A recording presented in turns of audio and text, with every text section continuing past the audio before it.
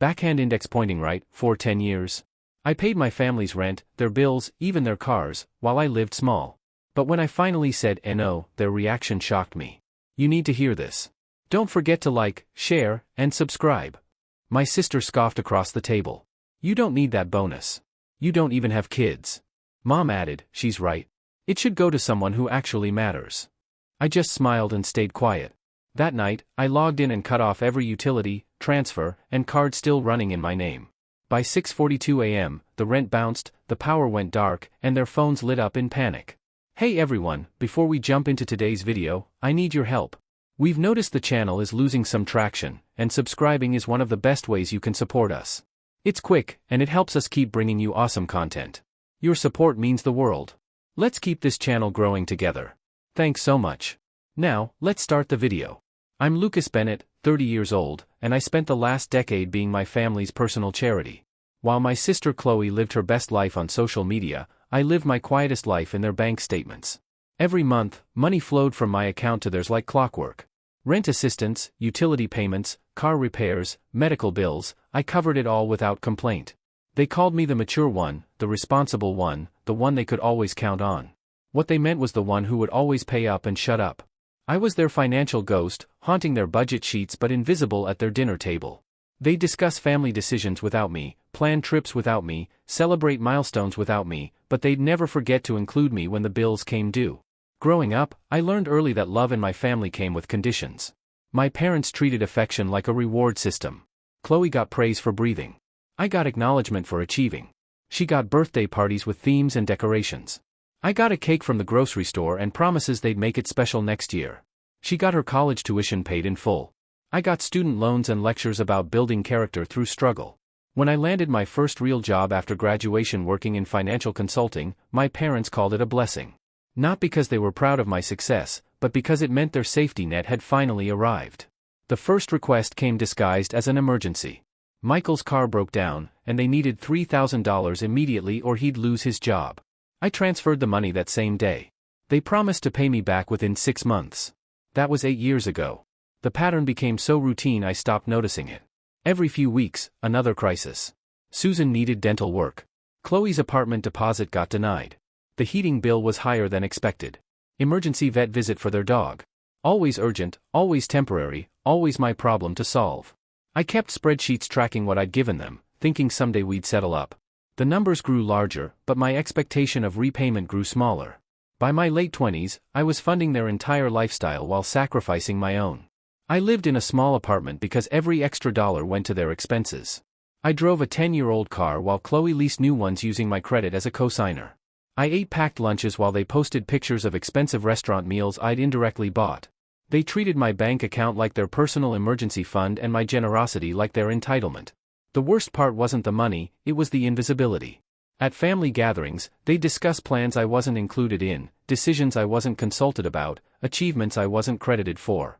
Chloe would complain about being broke while wearing designer clothes I'd unknowingly purchased.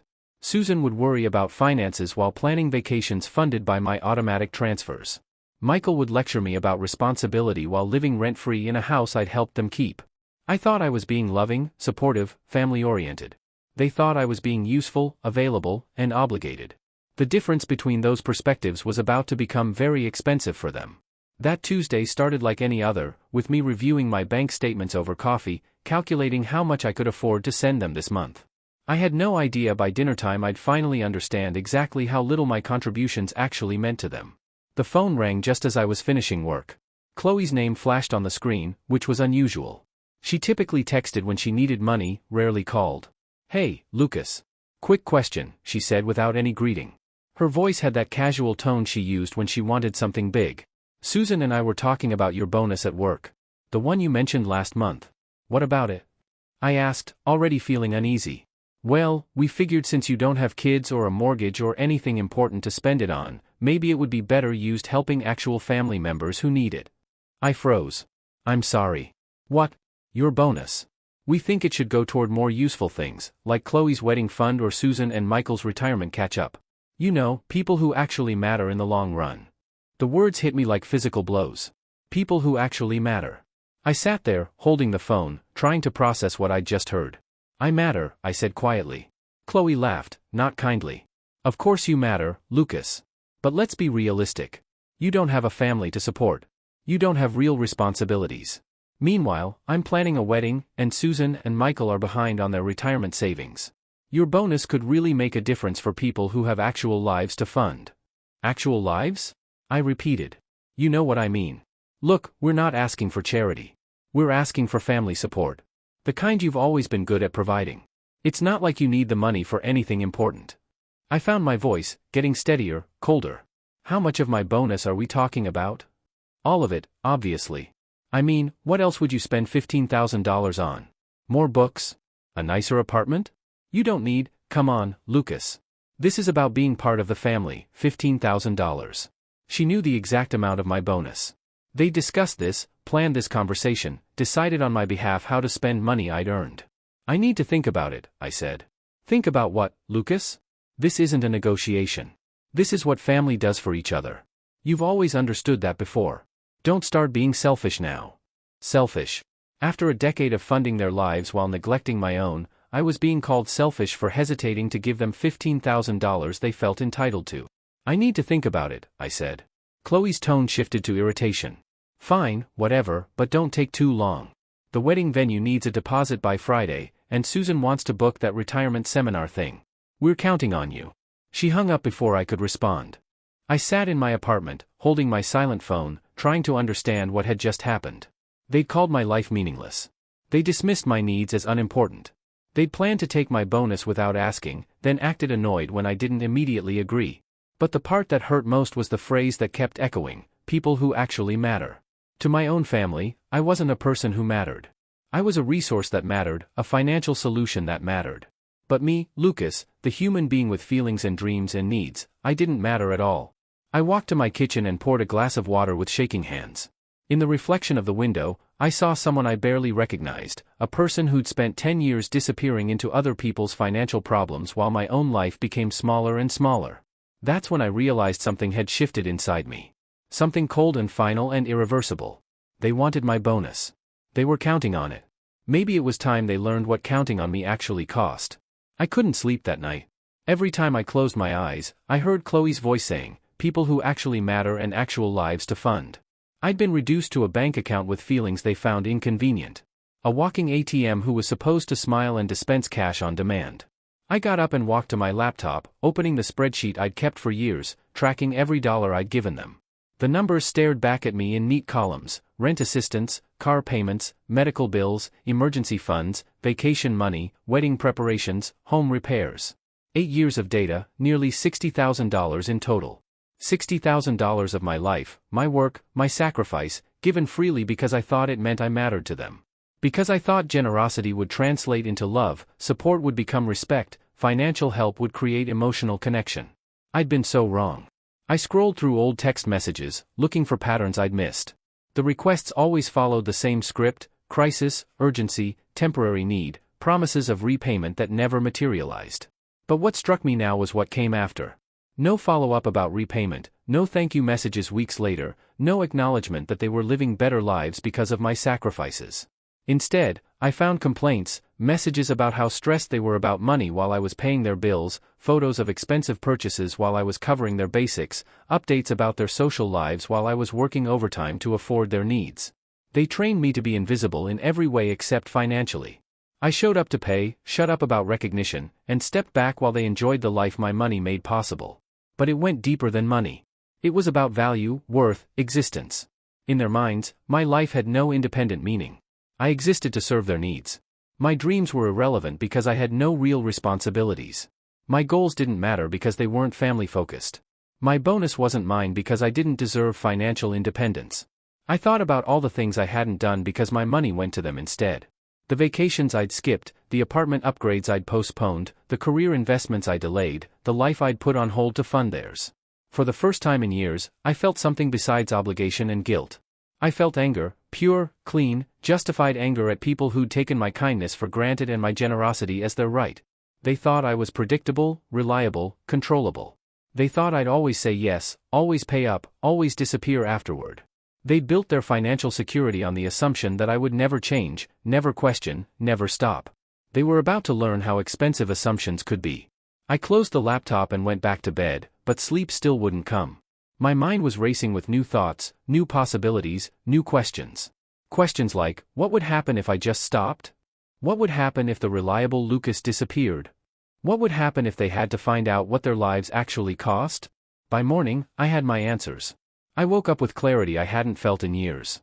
The hurt from Chloe's call had crystallized into something harder: resolve. They wanted to treat me like a financial resource rather than a family member. Fine. Resources can be managed, budgeted, and, when necessary, cut off. I made coffee and opened my laptop. First, I needed to understand exactly how deep my financial involvement went. The spreadsheet I'd kept was just the obvious transfers. There were auto payments, joint accounts, credit cards, subscriptions, insurance policies. A decade of being helpful had created a web of financial connections I'd never fully mapped. I started with the utilities. Susan and Michael's house had electricity, gas, and internet bills that auto-charged to my credit card. That was $230 monthly I'd forgotten about. I called each company and removed my payment information, switching the accounts back to their names. When the customer service representative asked for a reason, I said, the account holders will be managing their own payments going forward. Next, I tackled the streaming services. Netflix, Hulu, Spotify Premium, Amazon Prime, all running on my accounts, all shared with my family. I changed the passwords and downgraded to individual plans. They'd have to get their own entertainment subscriptions. Chloe's car insurance was trickier. I was listed as the primary account holder because my credit score got them better rates. I couldn't remove myself without 48 hours notice, but I could stop the automatic payments. Her coverage would lapse if she didn't take over payments by the end of the month. The biggest change was the monthly transfer. Every first of the month, $500 moved automatically from my checking account to their joint account for household expenses. I canceled that transfer and closed the linked savings account I'd set up as their emergency fund. By noon, I'd systematically severed every automatic financial connection between us. It felt surgical, clean, necessary. They'd spent years making me feel obligated to support them. Now they could learn what support actually cost when it came from somewhere else. My phone stayed silent all day. They hadn't noticed yet. The auto payments wouldn't hit for another week, and they rarely checked their accounts until something bounced. I had time to prepare for their response. But the strangest part was how I felt. Lighter. For the first time in years, my bank account belonged entirely to me. My paycheck would fund my life, my goals, my future, not their comfort, their crises, their lifestyle inflation. That evening, I did something I hadn't done in years. I browsed apartment listings for nicer places. I looked at vacation destinations. I researched investment options for the money I'd been giving them. Small acts of financial independence that felt revolutionary after so long. They called me selfish for hesitating to give them my bonus. They were about to discover what actual selfishness looked like. And the beautiful part was they taught me everything I needed to know about cutting people off financially. I was just a much faster learner than they'd expected. The calls started at 6:42 a.m. on Thursday. 3 missed calls from Susan, 2 from Chloe, and a string of increasingly frantic text messages. Lucas, the electricity bill bounced. There must be some mistake with the credit card. Can you call the power company? They're threatening to shut off service. This is ridiculous. Fix this immediately. I let them ring while I got ready for work. Each missed call felt like a small victory. They were discovering what life looked like when I wasn't invisibly managing their problems. Around 9 a.m., Chloe called again. This time I answered. Lucas, thank God. There's something wrong with all our accounts. The bills are bouncing, the streaming services are down, and Susan's panicking about the electricity. Did you change something? Her tone was rushed, stressed, but still held that underlying assumption that I would fix everything immediately. I removed my payment information from your accounts, I said calmly. Silence. Then, what do you mean, removed? Why would you do that? Because they're your accounts, your bills, your responsibility. But we had an arrangement. We had a habit, I corrected, one that's ending. Chloe's voice shifted to the manipulative tone she used when she needed something. Lucas, I know you're upset about the bonus conversation, but this is extreme. You're punishing the whole family because your feelings got hurt. My feelings didn't get hurt, Chloe. My perspective got clarified. What's that supposed to mean? I took a breath, feeling strangely calm. It means I finally understand how you see me. I'm not family to you. I'm a financial resource. So, I'm going to start acting like one. That's not true, and you know it. You're being dramatic. Am I? Because when you called about my bonus, you said it should go to people who actually matter. People with actual lives. I'm just accepting your evaluation. Her voice got sharper. I didn't mean it like that. You're twisting my words. I'm repeating them exactly. And you know what? You were right. You do have actual lives that need funding, so you should fund them with your actual money. Lucas, come on. We're family. We help each other. I almost laughed. When was the last time you helped me, Chloe? When was the last time any of you asked how I was doing, what I needed, whether I had problems that required support? Silence. That's what I thought. You don't want family. You want a sponsor. Well, congratulations. You're about to learn what life costs when you're paying for it yourselves. You can't just abandon us like this. I'm not abandoning you. I'm charging you. If you want my money, you can ask for it directly, explain why you need it, and accept that I might say no, like any other financial institution. This is crazy, Lucas. You're not thinking clearly. Actually, I'm thinking more clearly than I have in years. Good luck with your bills, Chloe. I'm sure you'll figure it out. I hung up and turned off my phone. For the first time in a decade, their financial crisis was not my emergency. That weekend, I did something I should have done years ago. I calculated exactly what my family had cost me. Not just the big transfers I'd tracked, but everything. The subscriptions, the co-signed loans, the credit card bills I'd covered, the insurance policies in my name, the emergency funds I'd maintained for their benefit. The spreadsheet grew longer as I dug through old statements. $63,000 in direct transfers, $22,000 in auto payments and subscriptions, $18,000 in insurance premiums and co-signed debt, over $100,000 in 8 years. My entire financial life had been redirected toward maintaining theirs. But numbers weren't enough. I needed documentation that would make my position undeniable if they tried to manipulate me back into compliance. I opened a new folder on my computer and began building my case. Screenshots of every text message asking for money, bank statements showing the monthly transfers, credit card statements with their charges, insurance policies listing me as the responsible party, co-signed loan documents where I'd guaranteed their debt, email confirmations for bills I'd paid on their behalf. The evidence painted a clear picture. I hadn't been helping my family occasionally, I'd been systematically funding their entire lifestyle while they built none of their own financial independence. More damaging were the messages that came after my money. No thank you texts, no check-ins about repayment. Instead, I found complaints about their financial stress while I was covering their expenses. Social media posts about expensive purchases while I was paying their basics. Group chat messages about family plans that didn't include me, sent the same day they'd requested emergency funds. The pattern was obvious once I assembled it chronologically. They would create a crisis, demand immediate help, receive my money, then immediately return to treating me as invisible until the next crisis. I was a financial emergency contact, not a family member. I also discovered something that made my jaw clench. Chloe had been posting on social media about her self-made success, her independent lifestyle, her pride in never asking family for handouts. Meanwhile, my bank statements showed I'd been subsidizing her rent for 6 months. But the most revealing document was a group text thread I'd never been included in. Susan had accidentally sent me a screenshot meant for Chloe, and I could see the previous messages. They'd been discussing my bonus for weeks, calculating how to split it between Chloe's wedding and their retirement account. They'd referred to it as Lucas's contribution, like it was already decided, like my money was already theirs. The screenshot that hurt most was Chloe's message: "He never spends money on anything fun anyway. At least this way, it'll go towards something that matters." They hadn't just expected my bonus, they dismissed my entire life as meaningless in the process. I saved everything to a secure cloud folder with timestamps and backups. If they tried to gaslight me, claim I was misremembering, or accuse me of being unreasonable, I had documentation of every dollar and every dismissive comment. But more importantly, I had clarity. This wasn't about temporary help during hard times. This was about permanent dependency disguised as family love. They trained me to fund their lifestyle, then trained themselves to see that funding as their right rather than my gift. The documentation process took most of Saturday. But by Sunday evening, I had something more valuable than evidence: perspective. I could see the entire relationship clearly for the first time. They'd been using me financially while dismissing me personally. They'd been taking my money while excluding me socially. They'd been benefiting from my generosity while criticizing my lifestyle choices. Now they were about to learn what life looked like when their primary funding source decided to invest in someone who actually mattered: me. Monday morning brought the consequences they'd been avoiding. My phone showed 17 missed calls and a dozen increasingly desperate text messages. The bills had started bouncing. The services had been disconnected. And their comfortable lifestyle was collapsing in real time. I let them panic while I went to work. Around noon, I received an email that made me smile.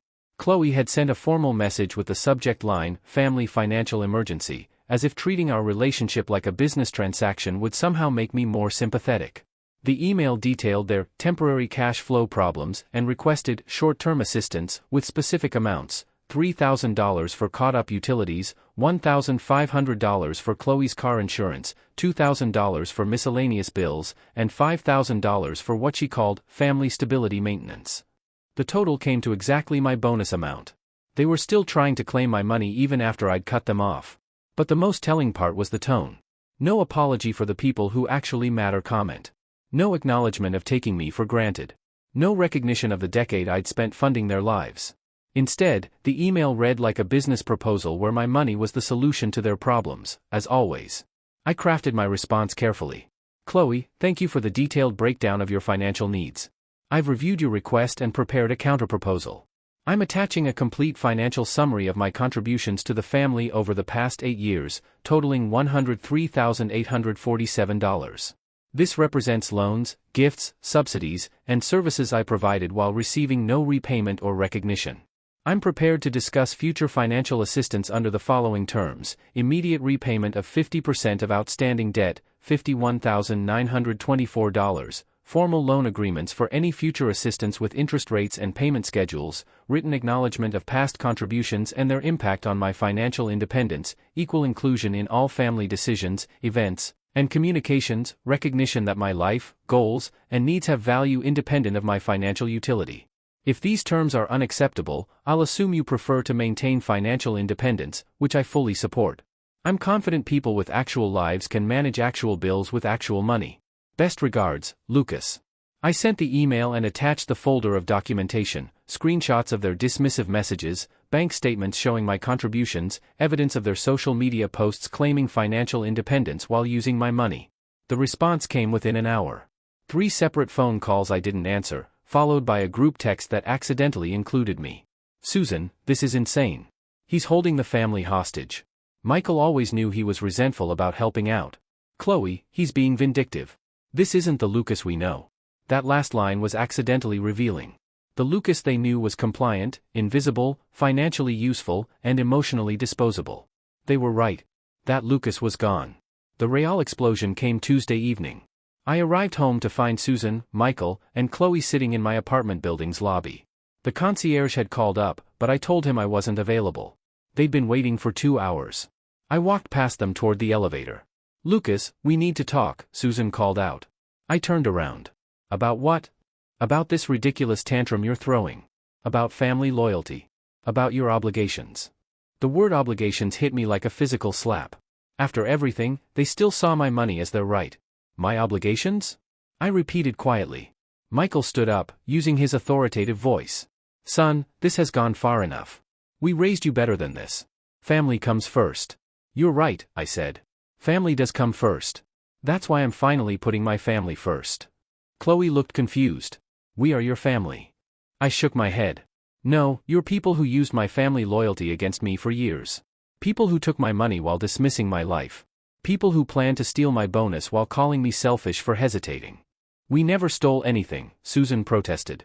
I pulled out my phone and showed them the screenshot Chloe had accidentally sent. The group chat where they divided my bonus before asking for it.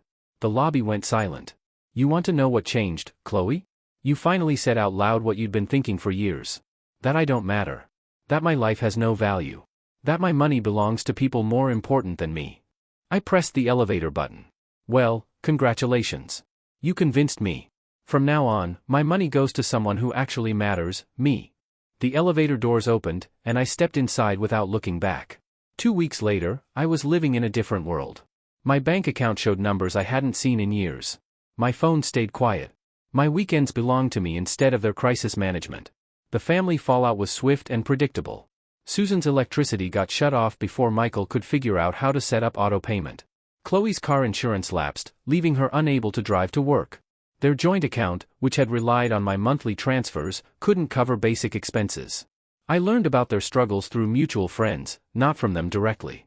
They told everyone I'd abandoned the family and was being vindictive over nothing. But they hadn't mentioned the $100,000 I'd given them or the bonus they tried to claim or the years of treating me like an ATM. The financial consequences spread quickly. Chloe had to move back in with our parents because she couldn't afford her rent without my cosign support.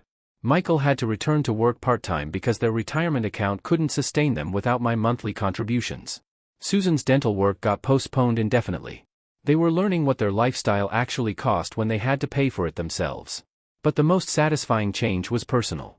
I signed a lease on a downtown apartment with exposed brick walls and floor-to-ceiling windows. I booked a 2-week vacation to Ireland, something I'd dreamed about for years but never afforded. I bought a new car, nothing fancy, but reliable and entirely mine. For the first time in a decade, my money reflected my priorities instead of their emergencies.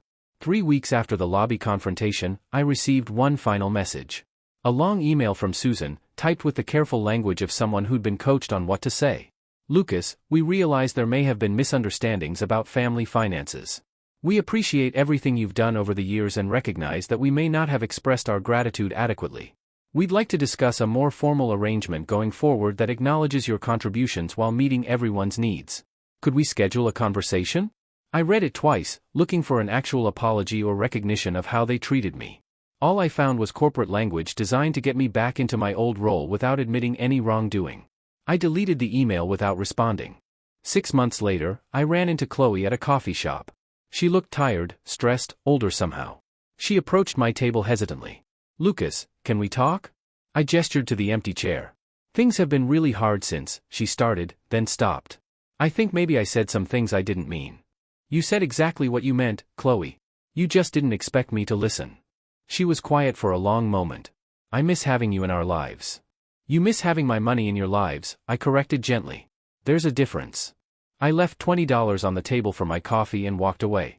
I finally understood the difference between being needed and being valued. And I'd chosen to be valued, even if that meant being valued by myself alone. Some relationships cost more than they're worth. Mine with my family had been overpriced for years. Now my life was finally worth what I was paying for it.